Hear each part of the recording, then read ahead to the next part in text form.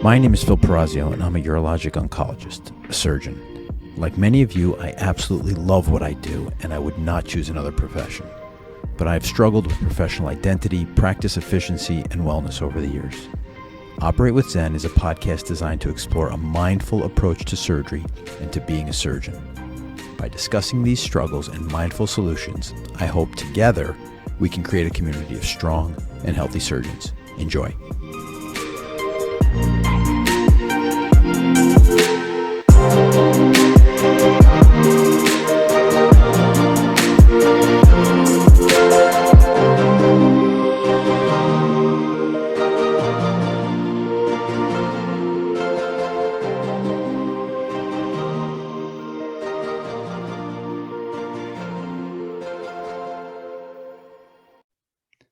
Welcome to this episode of Operate with Zen. Today, I have the great pleasure of being joined by Dr. Tracy Downs.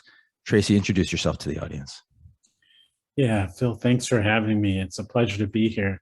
My name is Tracy Downs, and I'm a urologist, professor of urology at the University of Virginia.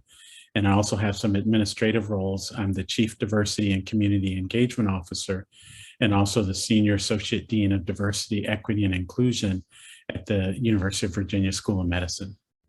Wonderful. So Tracy and I have gotten to know each other through the urologic oncology circles, as many of us do. And Tracy's one of the most thoughtful and kind people you'll meet in the urology, especially the urologic oncology circles.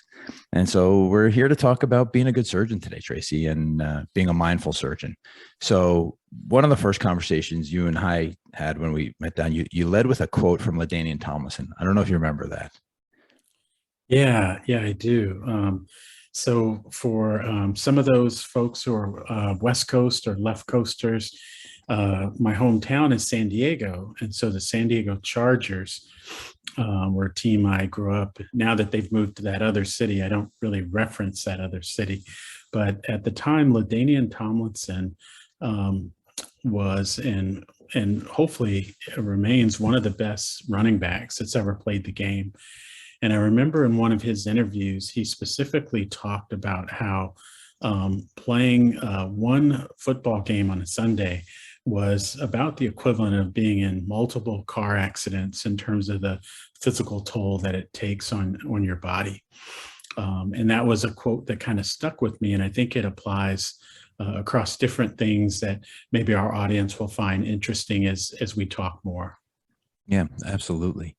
And surgery can definitely be traumatic, not only to our patients, as we certainly can attest to, but also to the surgeons. Yeah, it really can, Phil. And I think about I feel at times like I'm that person who wears my feelings on my sleeve. As a medical student and a resident, when we had complications and you were kind of processing and going through the grief moments of that, I would often feel like I was maybe taking it harder than my attendings. Now, it may be that was just my limited perspective as a resident. And then at times as the attending, I feel like maybe I'm still taking it harder. And that's really, it's been a journey in terms of learning how to process that, and that it's okay to actually do that. And to give yourself some space, because someone's entrusted you with their life and also with their outcome. And so when things don't go as well as you hope, no matter how hard you try, I feel like as surgeons that our outcomes are often the same as our identity. And at times when we know we need to separate those, I found that sometimes it's like a big mess of spaghetti and it's hard to untangle them. And there's some lessons I've learned that I think you just have to know yourself, and that maybe the medical educational system may enlighten you on what to do. But in my perspective, I think it's been that there's some pauses I had to just ask what's best for Tracy Downs, because the system didn't really have an answer for me. That's great.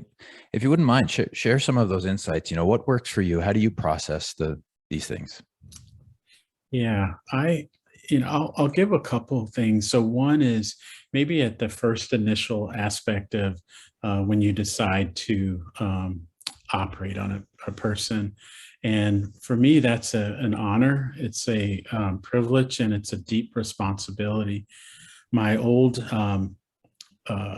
urology attending when I was a medical student at the San Diego Veterans Hospital, Dr. Michael McCarthy, and his nickname was AKA the plumber, as we were like human plumbers, really emphasized that sometimes the relationship between a physician or a surgeon and their patient may actually outlive other relationships that we have over the course of our lives, from friends. And so that kind of caused me to really pause and say, okay, this is a deep bond that we're going through.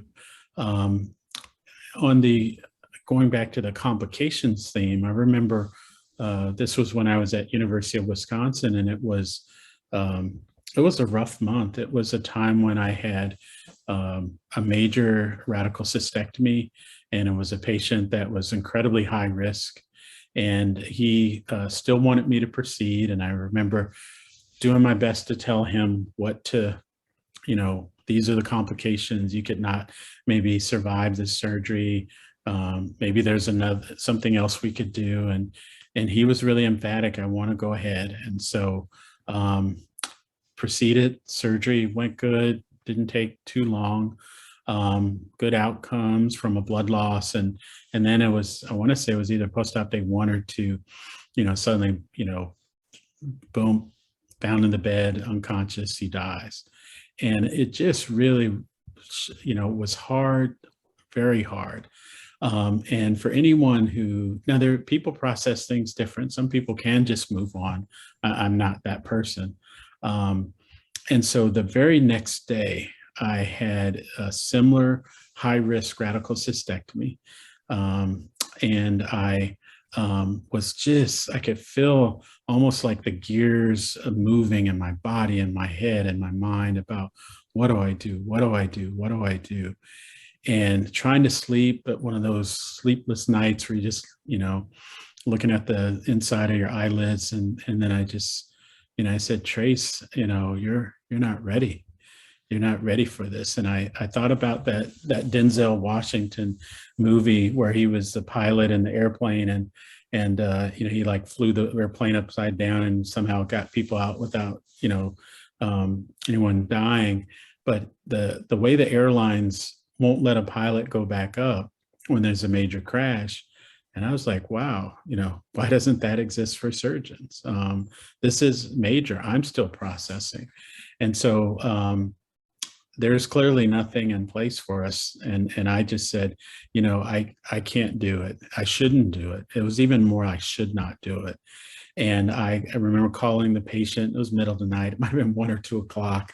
He probably had already taken at that time we were doing bowel preps and everything. And I was like, and I just said, I'm sorry to wait. I just got to be honest. I said, I had a patient who died. I'm about to do the same operation on you. And I'm struggling here. I don't want to do it. Are you? And the amazing goodness that often our patients exhibit, that is just beyond belief, just reaffirmed. He said, you know what? I totally understand. He said, I want you, doc, to just take some time, get yourself better. And he said, and then when you're ready, I want you to be my doctor. Okay. And it was just one of those touching moments where, here we're supposed to lift the patients up in their time of need. And in the back end, he actually lifted me up. It's something I'll never forget. I'm grateful for. And it ties in back to that LaDainian Tomlinson quote about the trauma, that the physical trauma that a football player goes through on a Sunday being cumulative, on one given Sunday. And it just kind of linked into, I think, as surgeons, the life and death and deep conversations that we have in the course of a 1 year, calendar year, may actually be something that the average or non-surgical medical person experiences over a decade.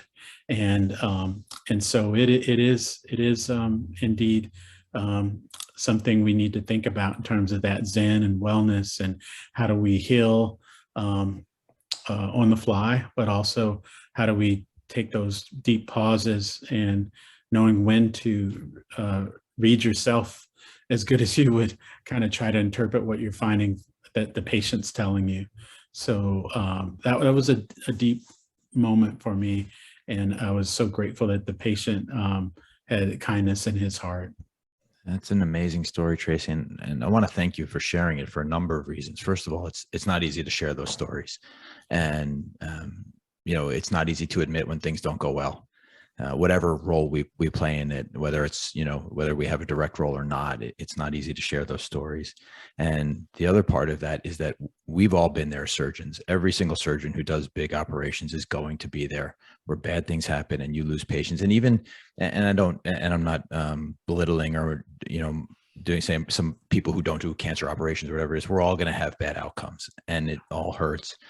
But I really want to thank you too for owning it and talking about it, because I think that's one of the biggest issues is that we don't talk about this. We don't own it. And, one of the things I've learned is you've got to process this, because you're going to process it one way or another, and to sit down and take the time and carve out the space to do it right then and there allows you to move on. Otherwise, you're either just deferring it to a later time or you're internalizing or denying what's going on. You're going to have to process this. So take the time and do it right away. And I think that's a great message for our audience to hear. Oh, thank you. Thanks. Yeah. And so you've given us a little bit into your process, but also as a faculty member, you work with residents and trainees. And as you said, when you were a trainee, you experienced and internalized these bad outcomes too. How do you work with your trainees now? How do you, when things go bad, what do you talk to them about? How does that work? Yeah, it's first, Phil, it's just a privilege. The older I get each year, when I walk into the OR, whether it be for a big case or a smaller outpatient surgery or something that should be smaller, I just see these, everyone's getting younger every day, and I see these young, bright-eyed people, and and they're so enthusiastic, and it just reminds me, it's almost like the first day of school or Groundhog Day, and you just keep pushing the repeat button, and that fuels me about, wow, how lucky am I that for 5 or 6 years, these people want to, and put their education in our hands and in our experiences. And again, I take that as at the deepest responsible level. And so I think trying to get a sense of how, I think ownership is really important.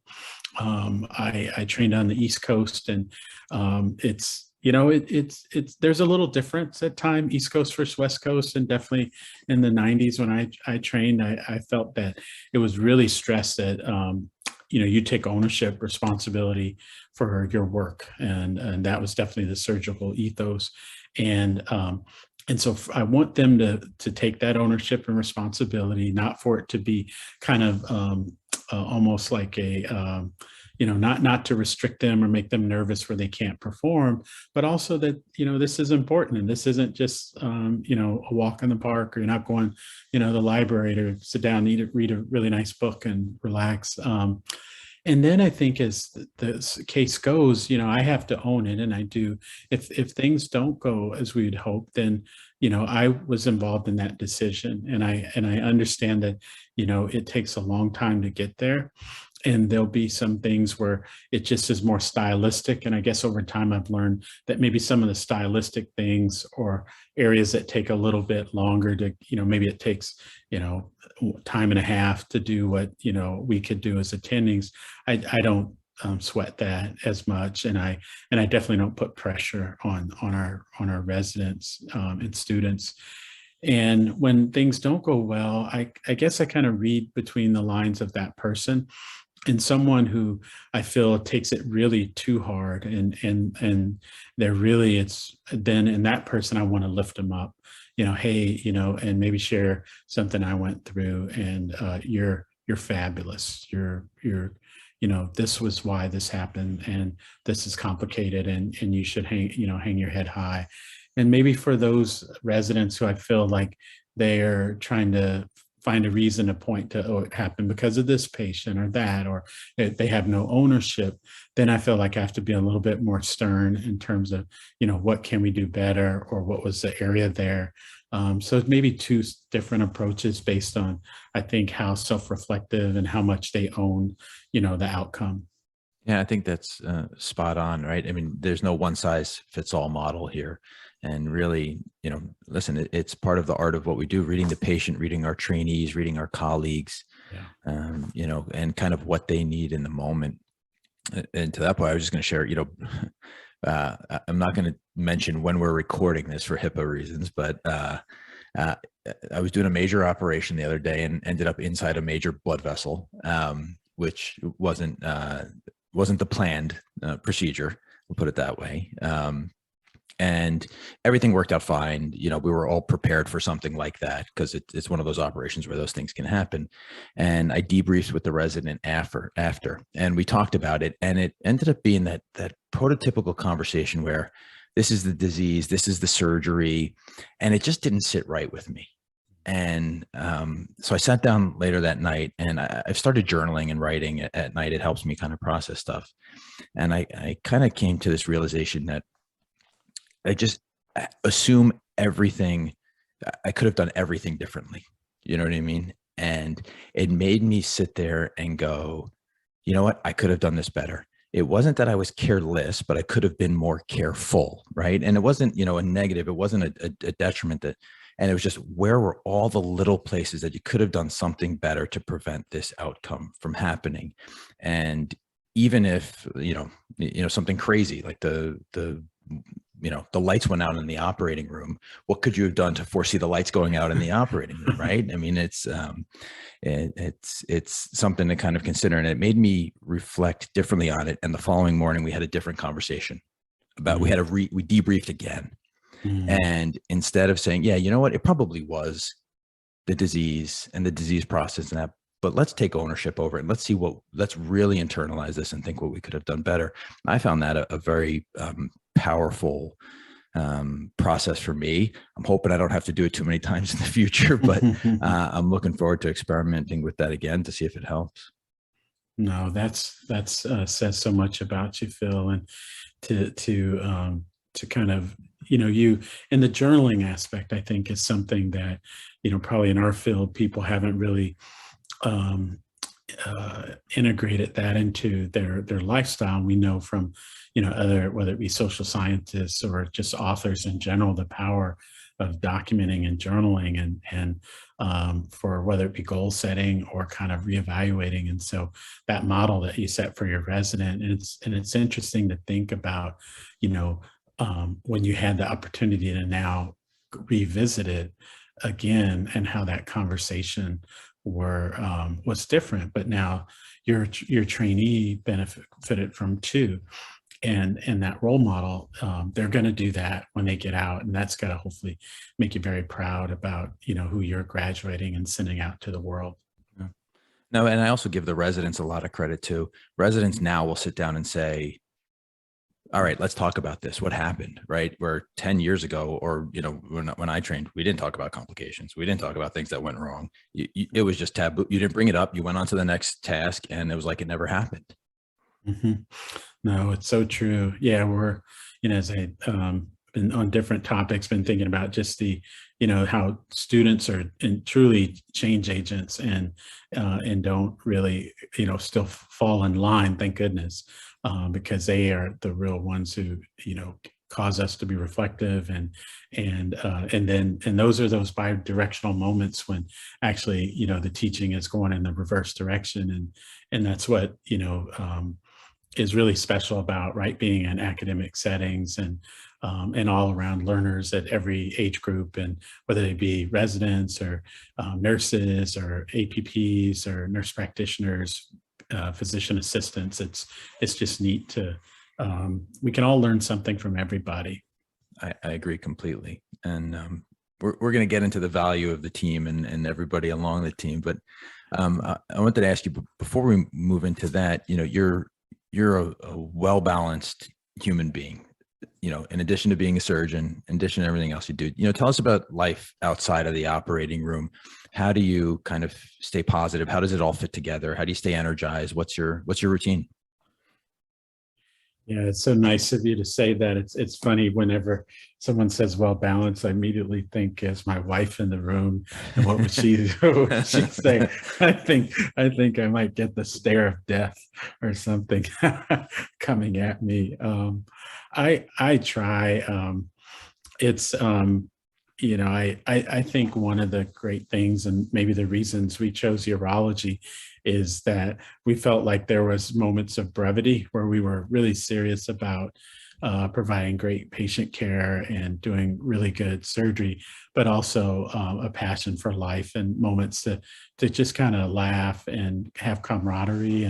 And so those are things I've enjoyed across over the years. And I, like you, trying to juggle a family and, the many roles we wear. I use analogy that I try to teach our older kid, who, kind of gives me another stare if I'm not interested in your advice, Dad. But I think of it a little bit like a bank account. So you need to continue to make investments, and you can't always make deposits. And so if we're just continuing to make deposits into our professional world and that life, and maybe the days when you can get out of there quickly, and you decide, oh, I'm just going to stay around and chit chat with everybody, and that's 30 minutes, an hour, you could have gotten home earlier to be with your family, then that I lost an opportunity to make a deposit. And so I try to think of things of that nature. And sometimes people will say, oh, if you're significant others in medicine, then it's got to be so much easier for you. And I would say yes and no to that statement. The yes is, well, they get it, what our lives are like in both directions, but relationships are relationships, and they need time invested in them. And so in that regard, doesn't matter if I'm absent, then I'm absent. And so I kind of think of things that way, and that may translate into maybe during the week when I do have to maybe put right, getting there early and OR, or a lot of meetings, that maybe I can't do certain things, but then I may flip things on the weekend where now I'm going to do family first, and then if I'm going to squeeze in some work or something, that I'll do it as a secondary rather than as the first thing that I'm going to do. I think that's a great approach. And, we talk a lot on this podcast with people with how they approach it. And it's so nice to hear different ways to do this, because they're going to resonate with different people out there. I'm similar to you. On the weekends, I found it really makes me better Monday through Friday if I'm as far away from work on the weekends as possible. Yeah. And you trust your colleagues who are on call. You trust your teammates to take care of the urgent patient needs. And obviously, if there's something emergent, if somebody's having a crisis, you're always available by phone or whatever it may be. But we work with amazing people, and we just got to trust them and let them do their thing so that we can take care of our families and recharge and be ready for Monday when it comes around. Yeah, I love how you do that, Phil. It makes so much sense. And maybe if I can turn the tables and ask you a question, is so as you think about, was there a certain time in your life as a professor that started to become more natural to do, rather than maybe at first, you're still in post residency, post fellowship mode? Yeah, absolutely. It all came together kind of coincidentally with kids. I think that just forced the issue. Mm-hmm. And one of my favorite sayings now is, you can only have one priority. That's the definition of the word. You can prioritize things under that, but there's only one priority in your life. And my two daughters and my wife are my priority. And so it becomes very easy to make decisions if they're going to affect my relationship or something that's going to affect my wife and daughters. It's very easy to say no now, just by making that crystal clear to myself and to everyone else. And people understand that. You say, listen, I would love to be at this meeting. I would love to give that talk. I would love to spend an extra day at the AUA, but I need to see my family for these reasons. And people get it, and it's A-okay. And that was when I was faculty. And I give our trainees credit who start their families earlier than I did. It did happen when I was faculty, but the struggles are the same, whether you're a faculty, resident, med student, it's different, but it's, the time commitments and how much control you have over your own time change, but you still have a ton of commitments, a ton of responsibility, and it's just a different struggle. Yeah. Wow. What a great statement. I love that role. Yeah. You can only have one priority. That is powerful and guiding. Thanks for sharing. Yeah. Yeah. So, you're also a pretty physically fit guy. Tell us about, fitness stuff, how that keeps you does it help you in the OR? Or is it something that you think of completely separate? How does that work? Yeah, I've definitely had a journey on that, and it is something that it helps me. And um, I think at different points, it has been more a part of my front and center identity, and probably during the resident years and early faculty years, boy, it took a back seat. It might have even been in the, in the, maybe even in the trailer behind, behind the minivan. And unfortunately, and I'd say probably in the last maybe 3 to 4 years, I just discovered how important that is to me. And this is from an old, football player who played some Division II college football and high school, where I've always valued being that student athlete, and maybe because I wasn't the best student and I wasn't the best athlete, but I was pretty good at both. and and so that was a big part of my identity growing up. And so what's been neat through through me, just whether it be doing Peloton or running, to rediscover that side of me. And I think it's made me more.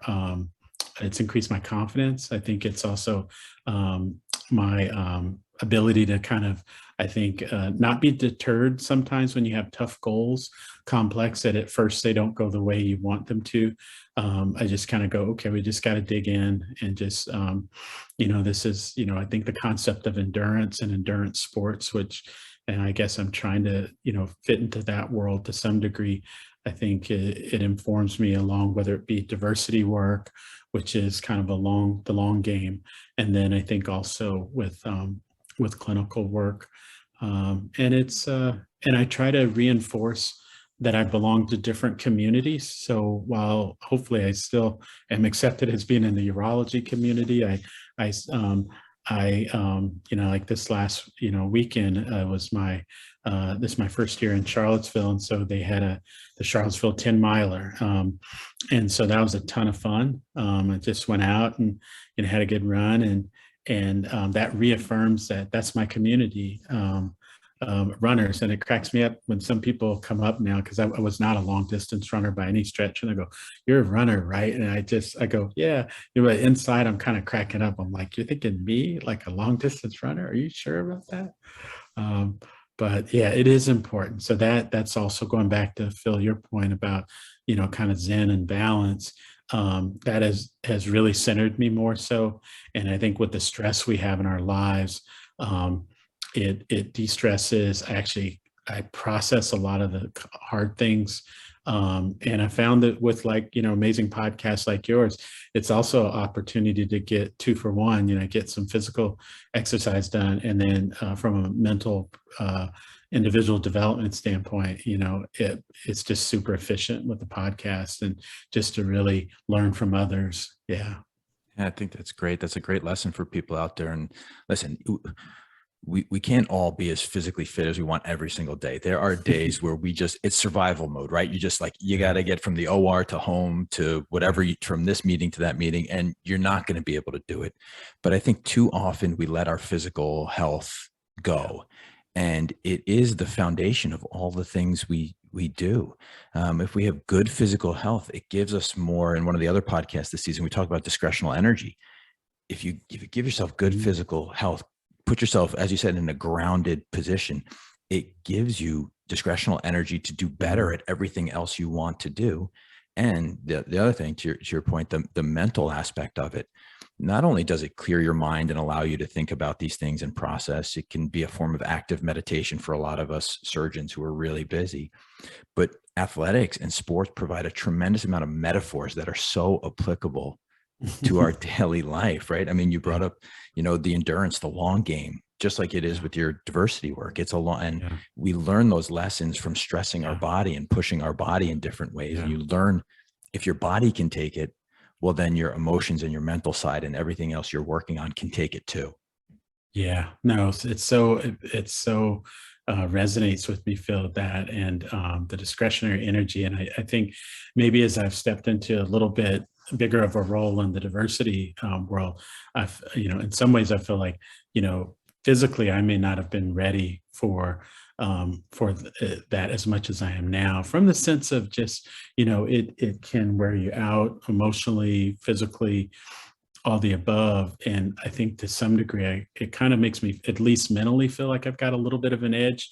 Like, like I'm not going to outrun you, but I'm going to run longer than you. And so if we've got to, get through this tough part, and then as someone who thinks like you about disparities a lot, and I come from one of the groups definitely along the lines of prostate cancer, that we have higher risk, as I'm also African American. I am an African American male. Is I say to myself and my friends, I go, study the disparity, but let's not be the disparity. And that's by, I'm not going to just be the, social justice advocate, but I need to put my shoes on and put my time in, and there's no faking that. Yeah, you just got to get it in, and it pays back. It pays back for sure. It might be one of the best investments, that if you put the time in, the time puts it back to you. And so that's the way I motivate myself. That's great, Tracy. And I think it's a perfect segue into, kind of the second half of this podcast, where, let's talk about diversity, equity, and inclusion. And, I'll start briefly by saying mindfulness work has actually helped me tremendously in this area, in really learning to appreciate the thoughts of others, to be curious about other people, and to really look for other perspectives other than myself and my own.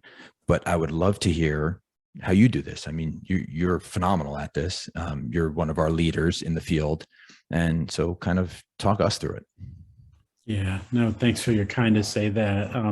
I feel like you're always still, seems like as your journey you get better, and I still feel like there's so much to learn and to do. And yeah, so along the line of diversity, equity, and inclusion, I think of it, and this is how we're approaching it down at the University of Virginia, is really like many at Penn also, is kind of advancing health equity. And in order to do that, I think there are a couple pillars that you need to address. One is the diversity of our workforce. So that'll be kind of recruiting a more diverse group of individuals who practice in our field. And there have been a lot of champions within the field of urology. And while we're making gains, we still have a long way to go. The other aspect is, I think, training folks who maybe don't come from communities of color themselves, and how to help them learn the details and nuances around avoiding bias, of being curious, like you said, Phil, in the right way, of being respectful, of building trust, with the end goal of being able to deliver the best healthcare that you can be, so that we can have a society that, if you come from any background, hopefully your outcome can be similar, regardless of the background you come from. And then other aspects I think about advancing health equity would be around, our leadership development. So to grow the next, the next group of diverse leaders to be ready to step into positions of leadership, and be leaders in our organization, not feel like they're kind of been excluded or put on the sideline. And tying in with the mindset, that really is important. And I know when we spoke, it's something that's resonated with me, excuse me, is I've thought a lot about, well, what's my role in this? And in some ways, like I have people on my staff and team who are maybe do the diversity training like I can, and they're amazing. And sometimes I think that leadership component of me knowing how to do strategic planning and how to, run and function in a medical school, and how to, function in training in a urology department, that in some of the ways that is kind of universal leadership skills. And I asked myself, well, maybe what is the part that I can hopefully bring to that component, maybe differently or distinctively? And it would be that inclusive mindset. And that would really wrap around like what you said, Phil, about being being equity minded, thinking about like who's not at the table. When we design our clinical trials and now suddenly we see that we're not accruing patients appropriately, who's not on the team. And I've been on the receiving end of trials that were designed as a co-investigator to attract a diverse workforce, only to have people reach out to me at the very end where the grant's already been written, it's already been formed, aims have already been set, and then it's like, oh yeah, we need the person whose goal is around diversity, equity, and inclusion, and that is frustrating at times. It's but that's an opportunity for me to remind people that you need to think about it early on, and you need to start to embed it in who you are, until it starts to become second nature. And just a weird but very example might be, say we're on panel together, and I'm talking and I'm just thinking out loud, and I go, well, this person, or for the guys, immediately when I hear myself say guys, I immediately know and gals, or men and women, or sometimes I'll flip it to emphasize because people have heard it always, instead of a hero, a shero.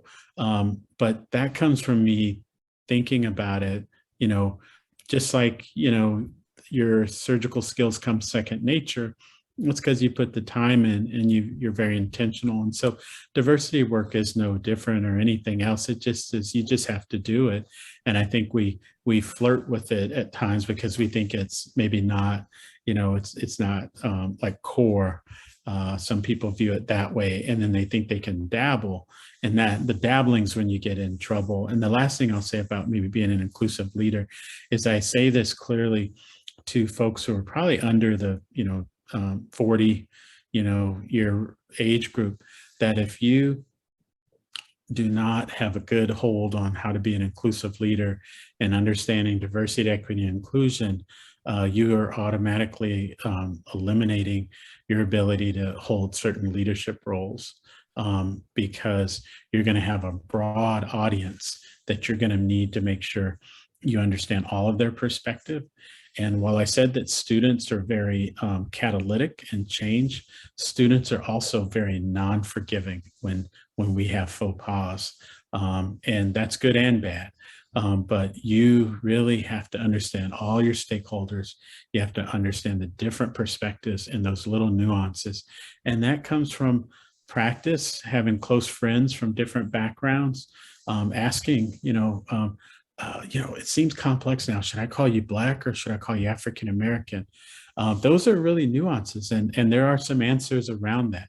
When you write an article, do you capitalize the W, but you lowercase the B for Black? I see that, all the time. Every single paper I see it. There's actually some data around that. Someone probably with either New York Times or a different literary part, my wife had shown me, has actually researched that. There's actually research around that. So again, I think that curiosity to engage across difference is important. And really it does go back to your mindset. So I really like how you're leading the way, Phil, in this space and helping us, because that I think we can own, right? And I'm not trying to make someone a diversity, equity, inclusion ninja, right? I just like, we're urologists. If you have a heart condition, you probably don't want Tracy Downs to take care of it. But I should be able to do a blood pressure. I should be able to listen to someone's heart. I should be able to do basics. And so I think for all of us in healthcare and hopefully across our society, we should be able to relate at the very basic. Now, when you need a consult or you need a specialist, that's when you go deep and ask your diversity, equity, inclusion specialist to do that.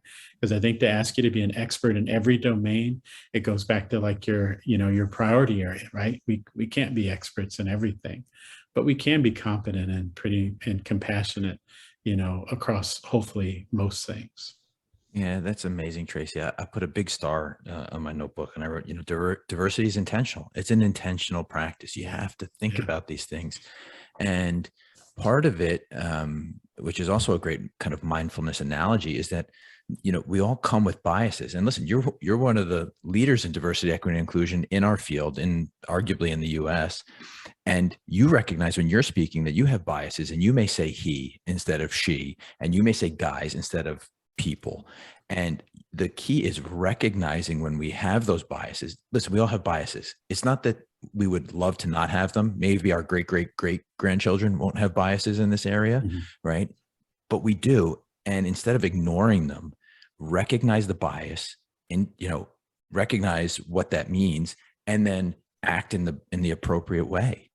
And think about what's the right way to negate that bias, to really be as balanced and open and listen to each other and inclusive as possible. Yeah. Well said, Phil. Yeah, I think in being learning, right? We say we want to be learning organizations. We say we want to be learning individuals. We want to have a growth mindset, not a fixed.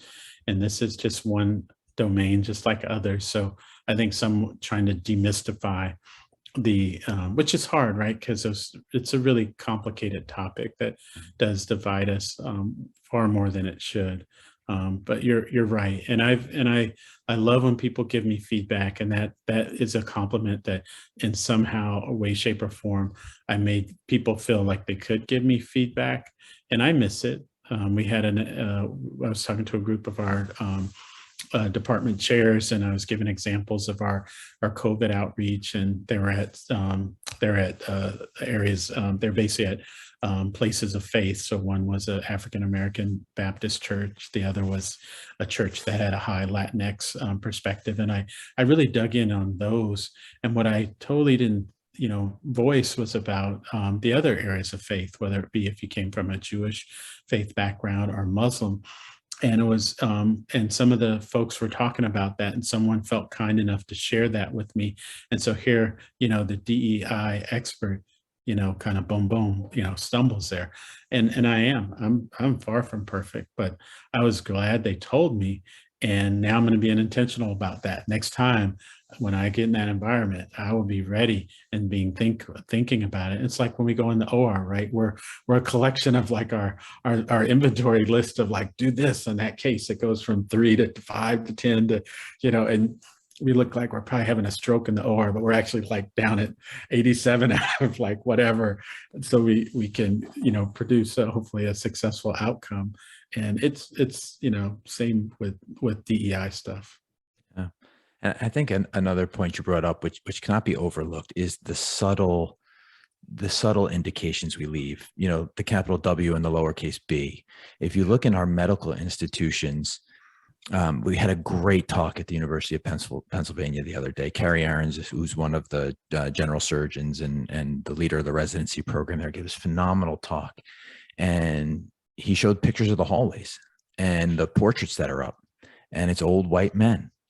And Carrie made a great point that it's not about cancel culture. It's not about getting rid of this, but what is the message we're sending to the women and our underrepresented minorities in medicine when we hang nothing but pictures of old white men up on the walls? And it's not that we should take them down, but we need to make sure we celebrate the other people, everybody, and who we want to be, not just who we were, but who we want to be, and put those things up on the wall and celebrate the direction we want to move in. And I thought that was an incredibly powerful point that Carrie made the other day. Oh, that sounds like a great talk.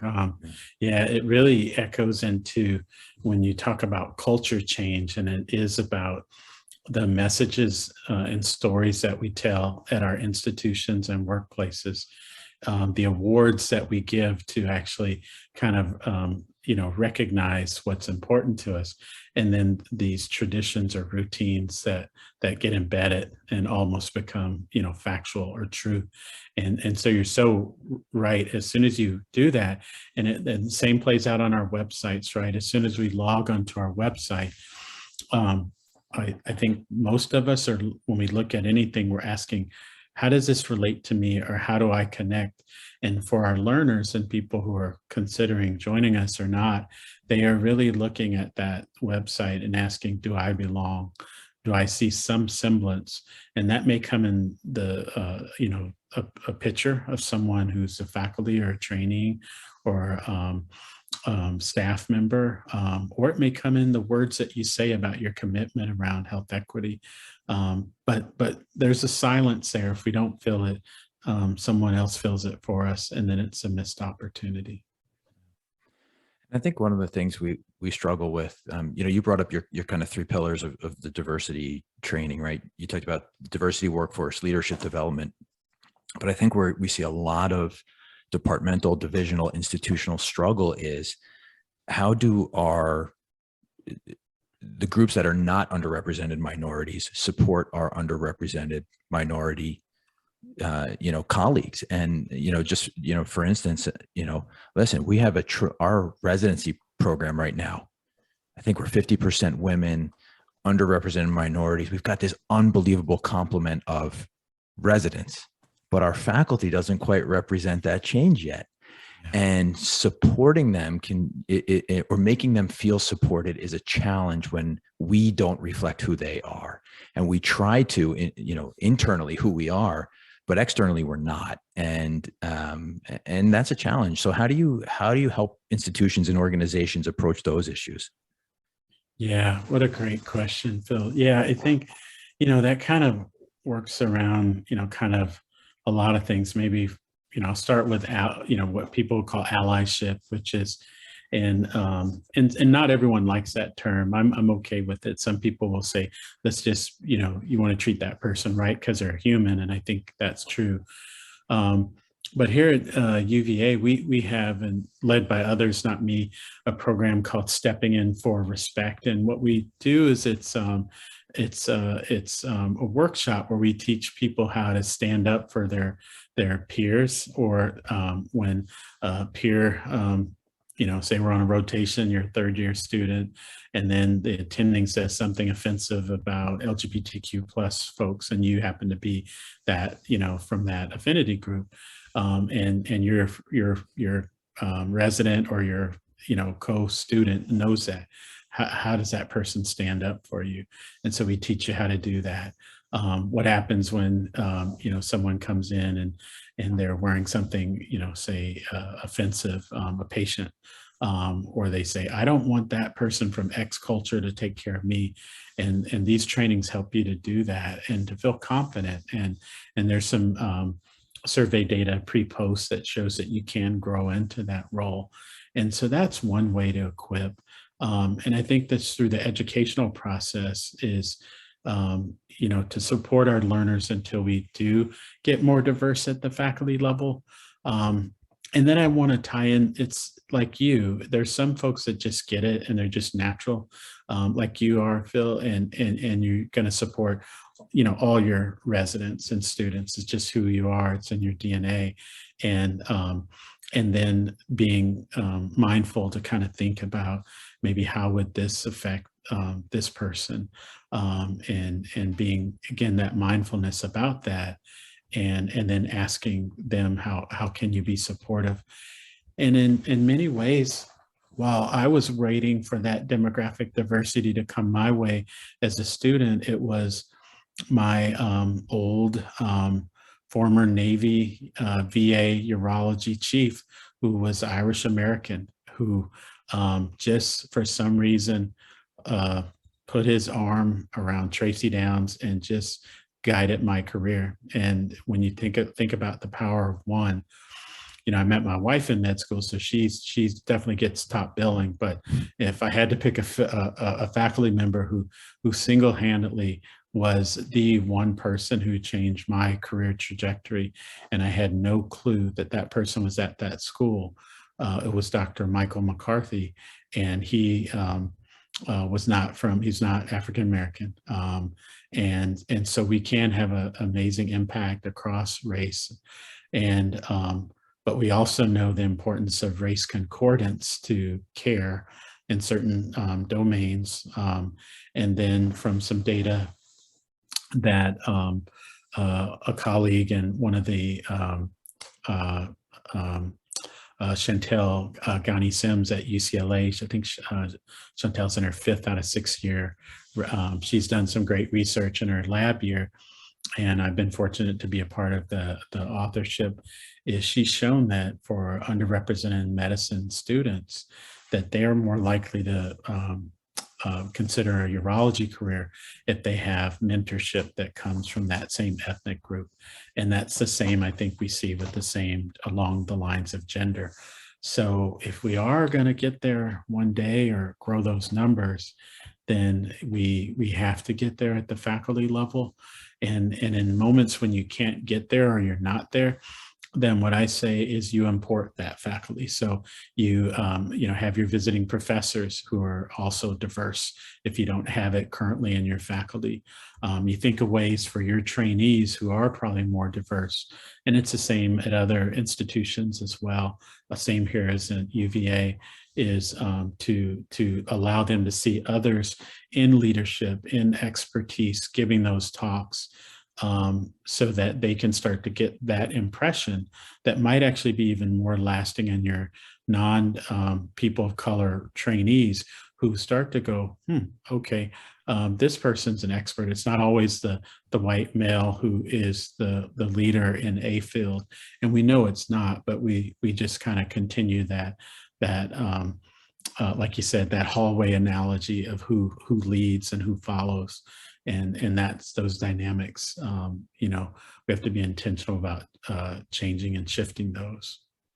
It's a great message, Tracy. And I just want to I want to thank you for saying that I'm natural at this. And just for everybody out there, I'm not sure I am. And I'll just give you a little of my personal history.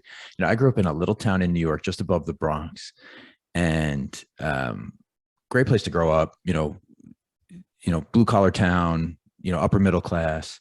90% Italian white, about 5% other white, and 5%, maybe 5% or less of minority students and classmates. And in the 80s and 90s in New York, in particular that part of New York, it wasn't really a kind place, I think, to a lot of our Black, Arab, Indian, Asian students that I grew up with. And I certainly struggle with biases and some of the things I saw growing up and some of the first thoughts that pop into my head at times. And it's a challenge, and you do have to be intentional and think about these things if you want to be better. And you have to, I just think back at those things weren't right then. They're not right now.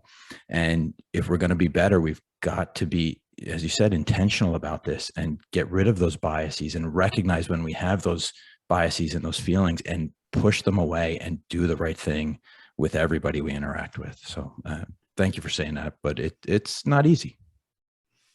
No, well, I appreciate you sharing your journey, Phil, and then just the progress that you've made, and all of us have made, and for us to remember that and not,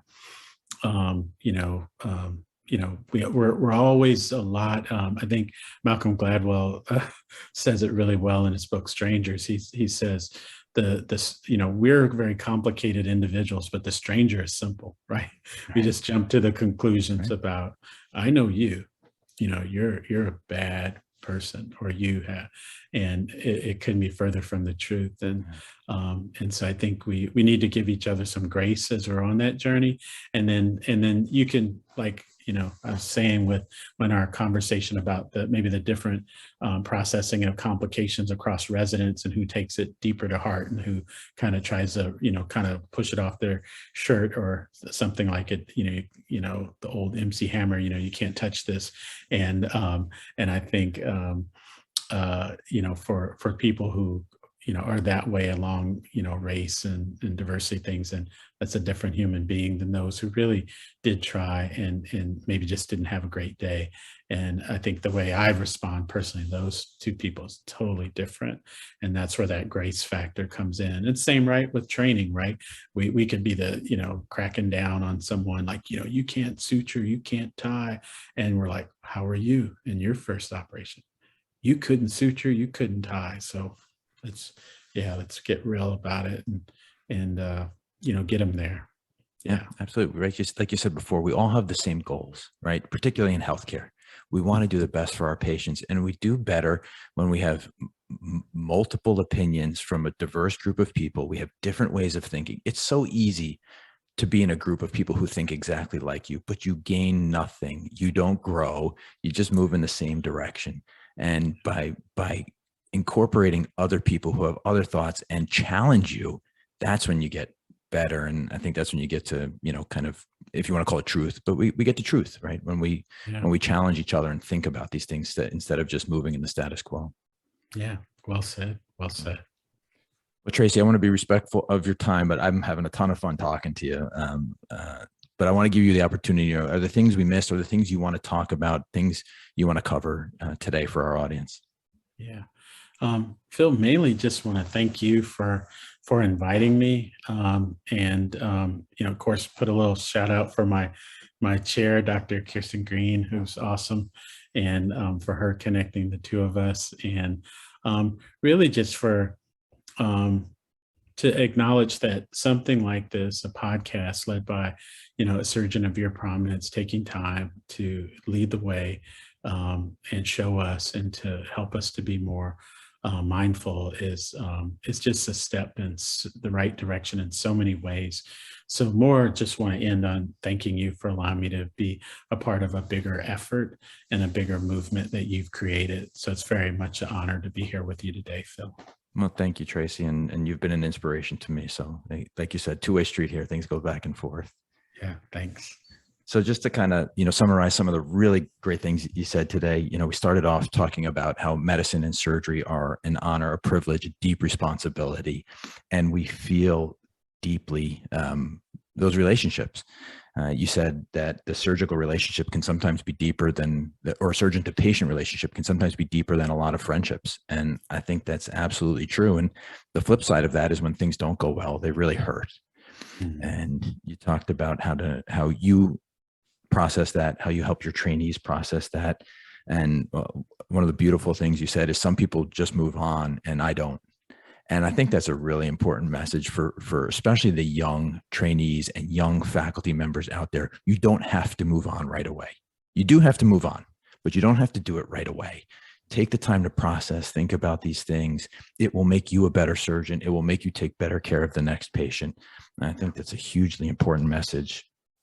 You gave us a wonderful analogy for kind of creating or cultivating balance in your life, right? With the bank account, right? You can only make deposits in certain areas. And if you're neglecting one, then you can't deposit into the other one. And I really like that analogy a lot. I think that's a great way to put it.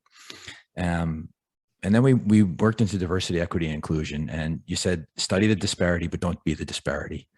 I think that's an important message. And the biggest star I drew was that diversity work is intentional. We have to be thoughtful about these things. It's not just going to get better on its own. It's not going to just get better because Tracy Downs is out there doing it. We got to help you. We got to help other people. We got to do this together as a community. That is the definition of diversity and inclusion. It's doing it together, right? And that's how we're going to move not only the needle forward, but the whole field forward. So, Tracy, thanks again. It's been an amazing hour, and I know a lot of people are going to benefit from this conversation. I look forward to seeing you in person at our next meeting. Oh, most definitely. Thanks, Phil. Thanks for having me.